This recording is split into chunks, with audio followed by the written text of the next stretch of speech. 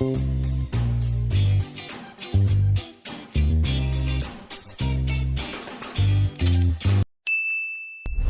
Welcome back to chef Deena's kitchen. இன்றைக்கி நம்ம கிச்சனில் பார்க்க போகிறது உருண்டை குழம்பு.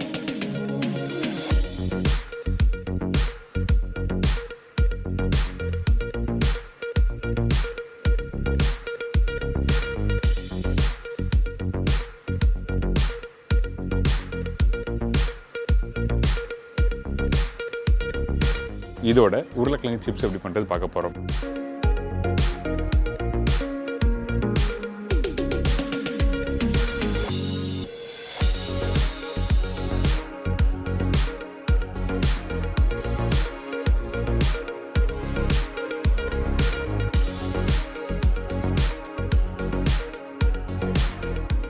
பருப்பு உருண்டை குழம்புக்கு தேவையான பொருட்கள்: கடலைப்பருப்பு 150 கிராம், சின்ன வெங்காயம் 10லேருந்து 15 நம்பர், வெங்காயம் 2 நம்பர், தக்காளி 3 நம்பர், காஞ்ச மிளகாய் 3லேருந்து 4 நம்பர், பச்சை மிளகாய் 1, பூண்டு 10லேருந்து 15 பல்லு, தேங்காய் 2லேருந்து 2.5 பத்தை யூஸ் பண்ணியிருக்கேன், இஞ்சி பூண்டு பேஸ்ட் 1 டீஸ்பூன், சோம்பு 1/4 டீஸ்பூன், சீரகம் தாளிப்புக்கு தேவையான அளவு, பெருங்காயம் 1/4 டீஸ்பூன், மஞ்சத்தூள் 1/4 டீஸ்பூன், தனியா powder 1.25 table spoon, chilli powder 3/4 table spoon, கடுகு தாளிப்புக்கு தேவையான அளவு, உப்பு தேவைக்கேற்ற, நல்லெண்ணெய் குக் பண்ணுறதுக்கு தேவையான அளவு. இதாங்க இந்த ப்ரிப்பரேஷனுக்கு தேவையான பொருட்கள். இந்த பருப்பு உருண்டை குழம்பு பண்ணுறதுக்கு ஃபஸ்ட்டு இந்த கடலை பருப்பு நல்லா ஊற வச்சுருங்க. ஊற வைக்கிற டைமிங் என்ன கேட்டிங்கன்னா, ஒரு 2லேருந்து 3 மணி நேரம் நல்லா ஊறட்டும். அதிகபட்சம் நீங்கள் ஒரு 4 மணி நேரம் ஊறினாலும் ஒன்றும் தப்பு இல்லை. இந்த கடலைப்பருப்பு ஊற வச்சு அரைக்கிறதுக்கு ஈஸியாக இருக்கும். ஊறாமல் அரைச்சிங்கன்னா நல்லா இருக்காது, கரெக்டாக அரைச்சி எடுக்க முடியாது சொல்ல வரேன். இதுக்கப்புறம் இந்த கடலைப்பருப்பு மிக்ஸி ஜாரில் போட்டு கொஞ்சமாக சோம்பு போட்டு தண்ணி ஊற்றாமல் குறைன்னு அரைக்கணும். அரைக்கிற பக்குவம் என்னன்னு கேட்டிங்கன்னா, 85%லேருந்து 90% அளவுக்கு அரைச்சிருக்கணும்.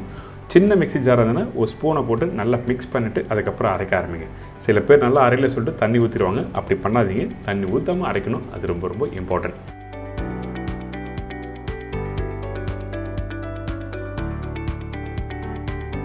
இந்த மாதிரி கரெக்டாக அரைச்சி எடுத்துருங்க. பார்த்தீங்களா, கையில் எடுத்திங்கன்னா உருண்டை மாதிரி ரவுண்டாக வரணும். கொஞ்சம் தண்ணி அதிகமாக இருந்ததுன்னா குக் பண்ணுறதுக்கு கொஞ்சம் கஷ்டமாக இருக்கும். அதனால தான் தண்ணி ஊற்றாமல் அரைச்சிருக்கேன். இதுக்கப்புறம் அரைச்ச கடலைப்பருப்பை லைட்டாக வதக்க போகிறோம். அதனால் இந்த கடாயில் கொஞ்சம் எண்ணெய் ஊற்றிருக்கேன். கடுகு, சீரகம்,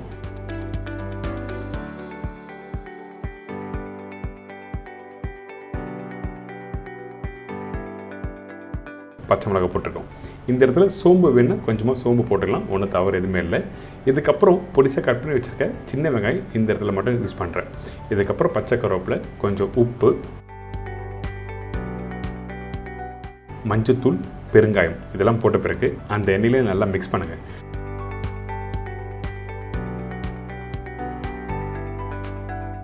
மிக்ஸ் பண்ண உடனே ஏற்கனவே அரைச்சி வச்சுருக்க அந்த கடலைப்பருப்பை இதில் போட்டு திருப்பி வதக்க ஆரம்பிக்கிறோம். இதை வதக்கிற பக்குவம் என்ன கேட்டிங்கன்னா, நீங்கள் கடலைப்பருப்பு இதில் குக் பண்ணும்போது கடாயில் ஒட்டுற மாதிரி வரும். அந்த மாதிரி பக்குவம் வந்து நீங்கள் எடுத்துடணும். அதாவது அதிகபட்சம் நீங்கள் ஒரு 2லேருந்து 4 நிமிஷம் வதக்கினா மட்டுமே போதும். ரொம்ப நேரம் வதக்க வேண்டாம். அப்படி வதக்கினா ரொம்ப ட்ரை ஆகிடும். அதுக்கப்புறம் உருண்டை பிடிக்க முடியாது.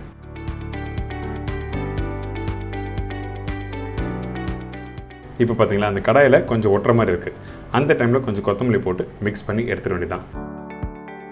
அதே டைமில் வதக்கி ரெடி பண்ணி வச்சுருக்க அந்த கடலைப்பருப்பை உருண்டை மாதிரி பிடிச்சி பாருங்கள். நல்லா கெட்டியாக உடையாமல் நல்லா வருதா பார்த்தீங்கன்னா கரெக்டான பக்குவம்னு அர்த்தம்.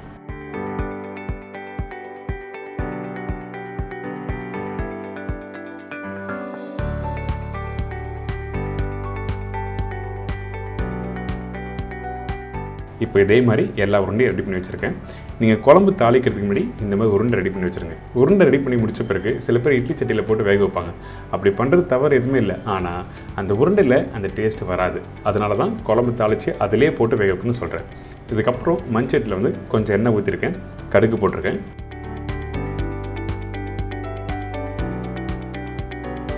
இதுக்கப்புறம் கொஞ்சமாக சீரகம். இந்த இடத்துல வெந்தயம் வேணால் கொஞ்சமாக போட்டுக்கலாம், ஒன்றும் தவறு எதுவுமே இல்லை. நான் போடலை. இதுக்கப்புறம் பூண்டு போட்டிருக்கேன். பூண்டு 10லேருந்து 15 பல்லு சொல்லியிருக்கேன். வேணும்னு கொஞ்சம் எக்ஸ்ட்ரா போட்டுக்கலாம். இதுக்கப்புறம் கருவேப்பிலை, காஞ்ச மிளகாய், வெங்காயம் போட்டு நல்லா வதக்க ஆரம்பிக்கிறோம். வதங்குற பக்கம் என்ன கேட்டிங்கன்னா கரெக்டாக 60 to 70% மட்டுமே வதக்குங்க, ரொம்ப வதங்கக்கூடாது. சில ப்ரிப்பரேஷன், அதாவது குழம்பு இந்த மாதிரி ப்ரிப்பரேஷன்லாம் வந்து ரொம்ப நேரம் வதங்கினா அந்த குழம்போட டெக்ஸ்சர் மாறிடும். அதனால தான் கரெக்டாக சொன்ன பக்கத்தில் வதக்கிட்டு இஞ்சி பூண்டு பேஸ்ட்டு போட்டு நல்லா மிக்ஸ் பண்ணிவிட்டு அதுக்கப்புறம் தக்காளி போடுறோம். தக்காளி அது மாதிரி தான் 2 நிமிஷம் வதக்கிட்டு அதுக்கப்புறம் பவுடர் மசாலா. நான் ஏற்கனவே பருப்பு உருண்டை குழம்பு பண்ணியிருக்கேன், அதில் குழம்புத்தூள் யூஸ் பண்ணியிருப்பேன். சில பேர் குழம்புத்தூள் நம்ம வீட்டில் இல்லை, நான் எப்படி பண்ணுறது சொல்லி நிறைய பேர் கேட்டிருக்காங்க, பர்டிகுலர் பேச்சுலர்ஸ். அதனால தான் இன்றைக்கி நான் என்ன பண்ணுறேன், மஞ்சத்தூள், சில்லி பவுடர், தனியா பவுடர் எந்த அளவுக்கு யூஸ் பண்ணணும்னு சொல்லிட்டு சொல்லி கொடுத்துருக்கேன். இந்த பவுடர் மசாலா போட்ட பிறகு அப்படியே நல்லா வதக்குங்க.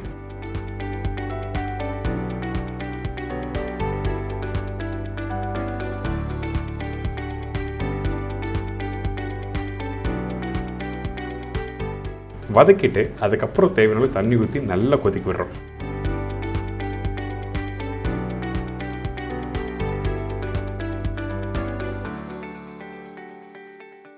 இப்போ கொதிக்கணும்னு சொன்ன பார்த்தீங்களா, ஒரு மூடி போட்டு நல்லா கொதிக்க விட்டுருங்க. அதுக்கு பிறகு ஓப்பன் பண்ணி பார்த்தீங்கன்னா அந்த குழம்புத்தூளோட மசாலா பச்சை வாசனில் போயிருக்கும். நல்லா வெந்துக்கணும் மசாலா. அதுக்கு பிறகு தான் புளி தண்ணி ஊற்றுறோம். புளி தண்ணி ஊற்றும் போது திருப்பியும் சொல்கிறேன், நம்ம யூஸ் பண்ணியிருக்கேன் அந்த மசாலா நல்லா கொதித்து வெந்து வந்திருக்கணும். அதுக்கு பிறகு தான் புளி தண்ணி யூஸ் பண்ணணும்.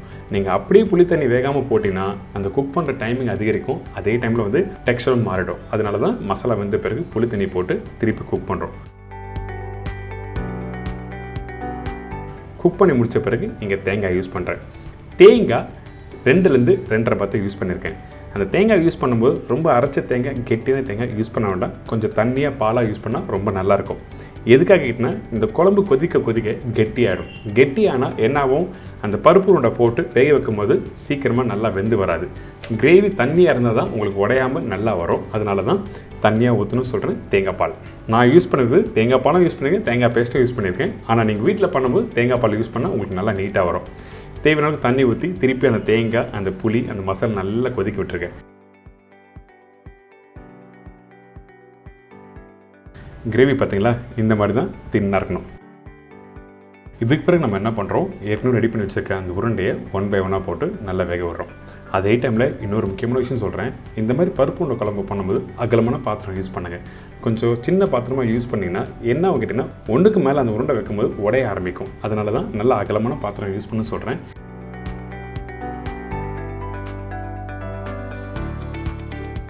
இப்போ இந்த பருப்பு உருண்டை குழம்பு ஆல்மோஸ்ட் ரெடி ஆகிடுச்சு. ரெடியான பிறகு கொஞ்சமாக நல்லெண்ணெய் ஊற்றி கொத்தமல்லி போட்டு நல்லா மிக்ஸ் பண்ணி எடுத்திங்கன்னா ஒரு சூப்பரான பருப்பு உருண்டை குழம்பு ரெடி.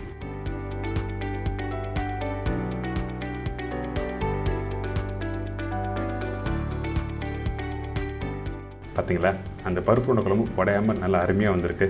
இதை அப்படியே உடச்சி காமிக்கிறேன் பாருங்கள். நல்லா ஜூஸியாக இருக்குல்ல, இந்த மாதிரி தான் இருக்கணும். பருப்பு உருண்டை குழம்பு பண்ணும்போது அந்த உருண்டை ஹார்டாக இருக்கக்கூடாது, நல்லா ஜூஸியாக இருந்தால் சூப்பரான பருப்பு உருண்டை குழம்பு ரெடி.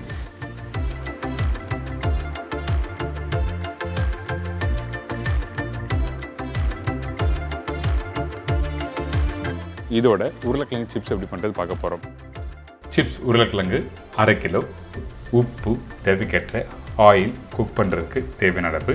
இதாங்க இந்த ப்ரிப்ரேஷன் தேவையான பொருட்கள். நீங்கள் கடையில் வாங்கும்போது நார்மலாக யூஸ் பண்ணுற உருளைக்கிழங்கு கண்டிப்பாக யூஸ் பண்ணக்கூடாது. சிப்ஸுக்காக யூஸ் பண்ணுற கிழங்குன்னு சொல்லி மார்க்கெட்டில் கேட்டு வாங்குங்க.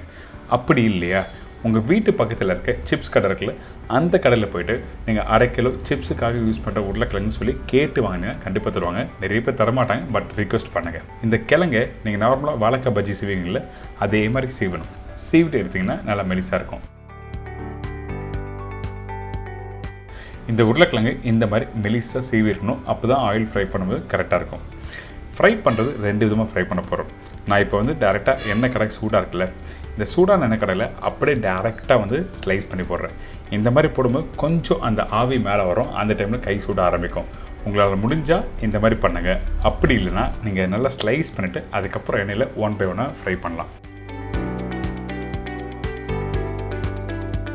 இதுக்கப்புறம் ஃப்ரை பண்ணுற டைமில் உருளைக்கிழங்கு கொஞ்சம் வெந்து வர டைமில் நம்ம என்ன பண்ணுறோன்னா கொஞ்சம் சால்ட் வாட்டர் ஆட் பண்ணுறோம். அதாவது 1 டீஸ்பூன் அளவுக்கு 1/2 டம்ளர் தண்ணி ஊற்றி நல்லா மிக்ஸ் பண்ணுங்கள். அந்த சால்ட் கரைஞ்சி வர டைமில் கொஞ்சமாக எடுத்து எண்ணெயில் ட்ராப் பண்ணணும். அப்படி பண்ணும்போது என்ன ஆகும் கேட்டிங்கன்னா, அந்த சால்ட் வந்து ஈவனாக வந்து கரெக்டாக மிக்ஸ் ஆகிருக்கும் இந்த உருளைக்கிழங்குல. அதே டைமில் நீங்கள் பொட்டேட்டோ சிப்ஸ் ஆயிலில் ஃப்ரை பண்ணும்போது ஒரு வாட்டியும் வந்து சால்ட் வாட்டர் போடாது. ஒரு வாட்டி போட்டிங்கன்னா 2 வாட்டி நீங்கள் ஃப்ரை பண்ணால் உங்களுக்கு சால்ட்டோட தன்மை கரெக்டாக இருக்கும்.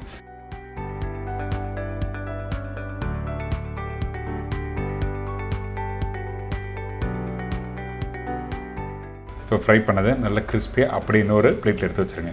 ஃப்ரை பண்ணி முடித்த உடனே நீங்கள் சாப்பிட்டீங்கன்னா கொஞ்சம் லைட்டாக சாகியாக இருக்கும். அதனால் ஒரு 2 செகண்ட் டைம் விட்டு அதுக்கப்புறம் எடுத்து சாப்பிட்டு பாருங்கள், நல்லா கிறிஸ்பியாக இருக்கும். இப்போது ஏற்கனவே நம்ம ஸ்லைஸ் பண்ணி வச்சுருக்க அந்த உருளைக்கிழங்கு ஒன்றா போட்டு அப்படியே ஃப்ரை பண்ணலாம். இந்த ஒன்றா போட்டு ஃப்ரை பண்ணும்போது சம்டைம் உருளைக்கிழங்கு ஒன்றோட ஒன்று ஒட்ட ஆரம்பிக்கும். அந்த டைமில் சில உருளைக்கிழங்கு கிறிஸ்பியாக இருக்காது. அதனால தான் நம்ம டேரெக்டாக ஸ்லைஸ் பண்ணி ஃப்ரை பண்ணணும்னு சொல்கிறேன். அப்போ தான் கிறிஸ்பியாக இருக்கும். உங்களால் முடிஞ்ச வரைக்கும் நீங்கள் ட்ரை பண்ணி பாருங்கள், ரொம்ப சூப்பராக இருக்கும். இப்போ இந்த உருளைக்கிழங்கு சிப்ஸும் எப்படி பண்ண தெரிஞ்சிருக்கும். உங்களுக்கு காரமாக வேணும்னு நினச்சிங்கன்னா அந்த டைமில் கொஞ்சம் லைட்டாக சில்லி பவுடர் போட்டு நல்லா டாஸ் பண்ணிவிட்டு சாப்பிட்டோன்னா அந்த அளவுக்கு பிரமாதமாக இருக்கும்.